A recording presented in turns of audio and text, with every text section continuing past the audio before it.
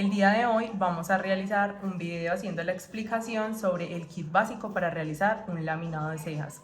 Como primer paso tenemos el exfoliante. Este nos permitirá realizar una buena limpieza en las cejas, removiendo todas las células muertas que podamos tener y de esta manera que tenga mayor adherencia el procedimiento que vamos a realizar.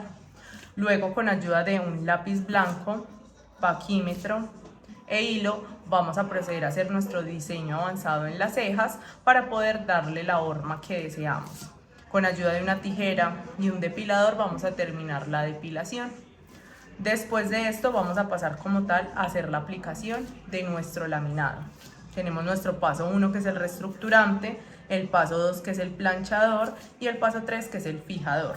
Recordemos que este reestructurante es aquel que aplicamos primero para que nos dé la forma del vello y que el vello sea mucho más fácil de moldear. El planchador como tal es el producto que nos va a generar el efecto laminado y como último paso ponemos el fijador, ya el cual nos va a dejar la ceja en nuestro efecto laminado. Luego de aplicar los tres productos con una duración de 15 minutos y con ayuda de nuestro lienzo, procedemos a retirar con ayuda de un pañito seco o de copitos para proceder a hacer nuestra henna.